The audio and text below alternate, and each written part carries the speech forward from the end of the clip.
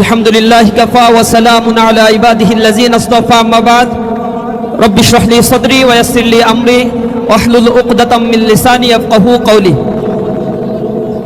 মানবতার মুক্তির আন্দোলন বাংলাদেশ জামাত ইসলামীর তালা উপজেলার উদ্যোগে আয়োজিত ছাত্র যুব সমাবেশের আজকের এই বিশাল জনসমুদ্রে আমাদের মাঝে প্রধান অতিথি হিসেবে উপস্থিত রয়েছেন বাংলাদেশ জামাত ইসলামীর সংগ্রামী সেক্রেটারি জেনারেল শ্রদ্ধেয় দায়িত্বশীল অধ্যাপক মিয়া গোলাম পরর, উপস্থিত তালা কলোরা উপজেলার জামাত ইসলামী মনোনীত প্রার্থী, বাংলাদেশ জামাত ইসলামীর কেন্দ্রীয় নির্বাহী পরিষদের অন্যতম সদস্য, আমাদের প্রাণপ্রিয় দায়িত্বশীল অধ্যক্ষ ইজ্জাতুল্লাহ ভাই সহ অন্যান্য নেতৃবৃন্দ, উপস্থিত তালাবাসী, আসসালামু আলাইকুম ওয়া রাহমাতুল্লাহি ওয়া বারাকাতুহু।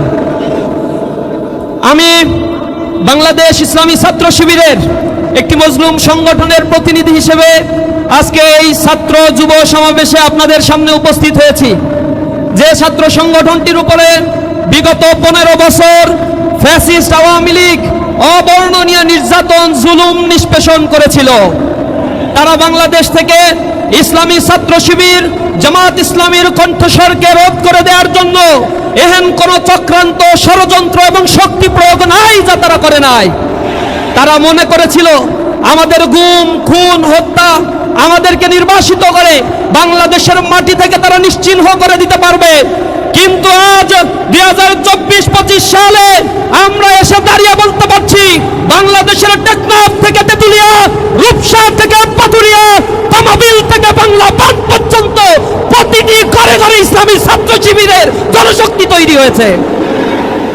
এই আন্দোলনকে স্তব্ধ করে দেওয়ার জন্য আপনারা দেখেছেন গুম কমিশন রিপোর্ট পেশ করেছে, সেখানে একটি ছাত্র সংগঠনের রিপোর্ট তারা আলাদা করে পেশ করেছে। একক ছাত্র সংগঠন হিসেবে 31% গুমের শিকার হয়েছে শুধু বাংলাদেশ ইসলামী ছাত্র শিবির। বিএনপি, ছাত্রদল, তাঁতি দল, যুব দল, অমুক দল, তমুক দল সব মিলেও 35% হয় না তাদের। তারা নাকি আওয়ামী ফ্যাসিবাদের বিরুদ্ধে আন্দোলন করছে 15 বছর। ছাত্র জনতার আন্দোলনে তারা যে সুযোগ নিয়েছে, এ বাংলাদেশের স্বাধীনতার পরবর্তী ইতিহাস সাক্ষী। প্রতিবার আন্দোলন পরবর্তী প্রতিবারই সুযোগ সন্ধানী এই দলটি সুযোগ নিয়েছে আর জনগণের ঘাড়ে চেপে দুর্নীতির স্বর্গরাজ্য তারা তৈরি করেছিল। 2001 সাল থেকে 2006 সাল পর্যন্ত তারা যখন সরকার গঠন করেছিল, জামাত ইসলামী তাদের সাথে ছিল। জামাত ইসলামী ছাড়া একবারও তারা সরকার গঠন করতে পারে নাই, অত সক্ষমতা তাদের হয় নাই এই বাংলাদেশ। 1 সাল থেকে 6 সাল পর্যন্ত যখন তারা ক্ষমতায় ছিল, তখন জামাত ইসলামীর 3টা মন্ত্রণালয়ে 2 জন মন্ত্রী ছিলেন। এখানে 17 জন সংসদ সদস্য নির্বাচিত হয়েছিল। জামাত ইসলামীর একজন নির্বাচিত সংসদ সদস্যের বিরুদ্ধে কোনো এলিগেশন, কোনো দুর্নীতি, টাস্কফোর্স, দুর্নীতি দমন কমিশন টাস্কফোর্স গঠন করেও তারা পায় নাই। কিন্তু এই সময়ে তিনবার দুর্নীতিতেই বাংলাদেশ চ্যাম্পিয়ন হয়েছিল। আমার প্রশ্ন, ওই সময়ে কারা তখন দুর্নীতিতে লিপ্ত হয়েছিল? জনগণ সেই কথাগুলো ভুলে যায় নাই। জনগণ তাদেরকে জবাব দেওয়ার জন্য প্রস্তুত আছে। আজকে বাংলাদেশের প্রত্যন্ত এলাকাগুলোতে তারা নব্য ফ্যাসিবাদের আমরা এক প্রতিধ্বনি শুনতে পাচ্ছি। ফ্যাসিবাদের উত্তরসূরি হতে চলেছে তারা। আপনারা দেখেছেন নোয়াখালীতে গতকাল এবং তার আগের দিন আমাদের 2টি প্রোগ্রাম হয়েছে। একটা প্রোগ্রাম ছিল যুবকদের নিয়ে, যারা 40 দিন তাকবীরে উলার সাথে জামাতে ছাত্র যুবকরা নামাজ পড়েছে, তাদেরকে নিয়ে ইসলামী ছাত্র শিবির প্রোগ্রামের আয়োজন করেছে তাদেরকে রিওয়ার্ড দেওয়ার জন্য। তাদের এটা মনে ধরে নাই, তারা সেখানে আক্রমণ করেছে। আমাদের ভাইরা আহত হয়েছে, আমরা প্রতিবাদ করি নাই, তাদের গায়ে হাত দেই নাই। আমরা সহনশীলতায় বিশ্বাসী। সন্ত্রাসী কর্মকাণ্ডের মাধ্যমে মানুষের মন জয় করা যায় না। পরের দিন আমরা আবার দারসুল কোরআনের আয়োজন করেছিলাম। সেই মসজিদে যুবদল, বিএনপি এবং ছাত্রদল যৌথভাবে সেখানে আক্রমণ করে আমাদের কয়েকশো ভাইকে সেখানে আহত করেছে তারা। কোরআনের আন্দোলন আমরা করি, কোরআন শিক্ষার কাজ মসজিদের জন্য, কোন রাজনৈতিক দেউলিয়াত্মপনা সংগঠনের জন্য মসজিদ নয়। এই মসজিদগুলোতে যখন এর আগে আমরা দারসুল কোরআনের আয়োজন করতাম, যুব শ্রেণীকে কোরআন শিখাতাম, তখন ওই ফ্যাসিবাদদেরকে দেখতাম পুলিশ নিয়ে এসে আমাদেরকে গ্রেফতার করতে। মসজিদ থেকে আমাদেরকে গ্রেফতার করার পরে সন্ত্রাস বিরোধী আইনে আমাদেরকে মামলা দেওয়া হতো। আমাদেরকে বলা হতো আমরা নাকি দেশদ্রোহী, আমরা নাকি সন্ত্রাসী। কারণ আমরা কোরআনের কথা বলি, আর এক সন্ত্রাসী গোষ্ঠী এখন আবার কোরআনের বিরুদ্ধে নব্য ফ্যাসিবাদের প্রতিধ্বনি হয়ে তাদের জন্ম বাংলাদেশে হচ্ছে, আমরা দেখতে পাচ্ছি। জনগণ যাদেরকে বিতাড়িত করেছে তা থেকেও তারা শিক্ষা নেয়নি। এই শিক্ষা না নেওয়ার পিছনে তাদের মূল কারণ আমরা যা মনে করি, তাদের দলের মধ্যে ইউনিয়ন পর্যায় পর্যন্ত আওয়ামী ফ্যাসিবাদের পুনর্বাসনের সকল প্রচেষ্টা তারা করেছে। প্রতিটি ক্যাম্পাসে তারা যে কমিটি দিয়েছে, তারা আমাদেরকে বলে গুপ্ত, আমাদেরকে বলে রাজাকার, আলবদর, আশামস, মিথ্যা প্রোপাগান্ডা ছড়িয়েছে। আমরা তাদের প্রোপাগান্ডার জবাব না দিয়ে আমাদের কোরআনের বাণীগুলো ছাত্রদের কাছে কাছে আমরা গিয়ে গিয়ে পৌঁছে দেওয়ার জন্য চেষ্টা করেছি। আপনারা দেখেছেন বিশ্ববিদ্যালয়গুলোতে আজকে নির্বাচন হয়েছে, প্রতিটা বিশ্ববিদ্যালয়ে ছাত্ররা ইসলামী ছাত্র শিবিরের উপর তারা আস্থা রেখেছে। এবং প্রথম ইলেকশন, তারপরে দ্বিতীয় ইলেকশন হয়েছে জাহাঙ্গীরনগরে, তৃতীয় চট্টগ্রাম বিশ্ববিদ্যালয়, চতুর্থ রাজশাহী বিশ্ববিদ্যালয়। একটা বিশ্ববিদ্যালয়ের পরে আর একটা বিশ্ববিদ্যালয়ে ইলেকশন হলে পূর্বের চাইতে আরো ভালো ফলাফল ইসলামী ছাত্র শিবির পরের বিশ্ববিদ্যালয় করেছে। রাজশাহী বিশ্ববিদ্যালয়ে 17টা হল আছে, 17টা হলের মধ্যে ছেলেদের 11টা হল, 11টা হলেই বিপি, জিএস, এজিএস সহ নিরঙ্কুশভাবে ইসলামী ছাত্র শিবিরের প্যানেল বিজয় অর্জন করেছে।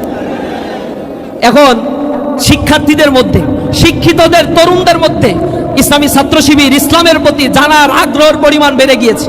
এই নির্বাচনগুলো হওয়ার পরে তারা এখন এত রাজনৈতিকভাবে দেউলিয়া হয়েছে, তারা এখন বলে এইসব নির্বাচন ছাত্র সংসদ নির্বাচন জাতীয় নির্বাচনে কোনো প্রভাব ফেলে না।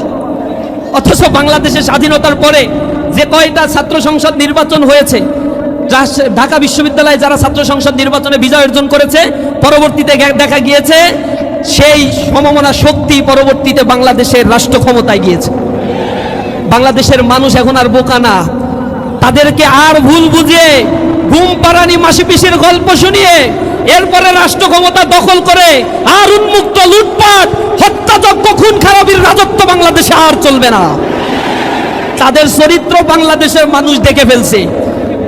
তারা গণ অভ্যুত্থানে তাদের কয়জন মারা গেছে এই সংখ্যাটা তারা তো ভুলভাল বলে। প্রথমে বলছে 52, এরপরে বলছে 150, এরপরে আবার 88, তারপরে বলছে 800, এরপরে কেউ কেউ ভুল করে বলছে সহস্রাধিক। আমি হিসাব কিতাব করে দেখলাম যা তারা বলে এই কয়জন আসলে জুলাই অভ্যুত্থানে শহীদও হয় নাই। অংশগ্রহণ তারা কতটুকু করছে আল্লাহই ভালো জানে আমাদের। এখন তারা যে লিস্ট প্রকাশ করেছে, পরে তাদের লিস্ট কিন্তু আবার সেখান থেকে রিমুভ করতে হয়েছে, কারণ লিস্ট প্রকাশের মধ্যে দেখছে ওর ভিতরে ছাত্র শিবিরেরও কয়জন ঢুকে গেছে। এখন যখন প্রতিক্রিয়া তখন এটা ডিলিট করে দিছে। এখন সংখ্যা বলে লিস্ট আর প্রকাশ করে না। লিস্ট প্রকাশ করবে কোথা থেকে? জুলাই আন্দোলনে তাদের নেতারা কোথায় ছিল তাদের আমাদের ভালোভাবেই জানা আছে। সুতরাং তারা গতদিন বলেছে জুলাই আন্দোলনের নেতৃবৃন্দ যারা ছিল, জুলাই আন্দোলনে অবস্থান নিয়েছে, তাদেরকে দোষর বলেছে, ফ্যাসিবাদের আওয়ামী লীগের দোষর বলে আখ্যায়িত করেছে। আমরা এর তিরস্কার জানাই, তীব্র নিন্দা এবং প্রতিবাদ জানাই। আমরা বলতে চাই এই বাংলাদেশের পতাকা নিয়ে, এই বাংলাদেশের সীমানা নিয়ে, বাংলাদেশের ধনসম্পদ নিয়ে কেউ যদি আর লুটপাটের ষড়যন্ত্র করে তাহলে আমি আবার প্রতিবাদে জ্বলে উঠব। আমার এই জাতিকে, সুপ্ত বারুদ আগ্নেয়গিরি এই জাতিকে নিয়ে যদি আবার কেউ তামাশার খেলা খেলতে চায় তাহলে আমি আবার প্রতিবাদ করব। আমরা জীবন দিতে শিখেছি, যে জাতি জীবন দিতে শিখেছে তাদেরকে আর কেউ পিছনে হাঁটাতে পারবে না। কলরোয়া উপজেলা জেগেছে, এই জমিন আমাদের রক্তে কেনা, এখানে আমাদের শহীদদের রক্ত ঝরেছে, এখানে বুলডোজার দিয়ে আমাদের ঘর বাড়ি ভেঙে দেওয়া হয়েছে, এখানে আমাদের ঘর বাড়ি থেকে উচ্ছেদ করা হয়েছে, কিন্তু আমরা দমিত হই নাই, আমরা দমিত হওয়ার পাত্র নই। আমরা জেগে উঠবো ইনশাআল্লাহ। উষার দুয়ারে হানি আঘাত, আমরা আনিব রাঙা প্রভাত, আমরা টুটাবো তিমির রাত, বাধার বিন্দাচল। আমরা অন্ধকার বিদূরিত করে দেওয়ার জন্য আমরা মানসিকতায় সেই খোদার বাণী লালন করে আমরা আমাদের জীবনকে গড়ে তুলি। এজন্য তরুণ যুবকেরা প্রতিটা আন্দোলনে বাংলাদেশকে গড়ে তুলেছে, পৃথিবীর মানচিত্র তরুণ যুবকেরা পরিবর্তন করে দিয়েছে। আজকে আমরা শপথ দিতে হবে, মানুষের কাছে দ্বীন ইসলামের কথাগুলো বলবো। ওরা হিংসা ছড়াবে, ওরা কোটি কোটি টাকা লুটপাট করেছে নির্বাচনে, সেগুলো অপব্যয় করবে। ফ্যাসিবাদ আওয়ামী লীগ চলে গেছে, তাদের প্রেতাত্মা যারা এখনো বিদ্যমান রয়েছে তাদের পিছনে তারা টাকা ঢালবে। হয়তো এত টাকা আমাদের নাই, কিন্তু আপনাদেরকে এক একটা ক্যাম্পেইনের এক একজন মশালধারী এক একজন মানুষে পরিণত হতে হবে। প্রতিটা ঘরে ঘরে মানুষের কাছে গিয়ে ইসলামের বাণী, কোরআনের কথাগুলো পৌঁছে দিতে হবে।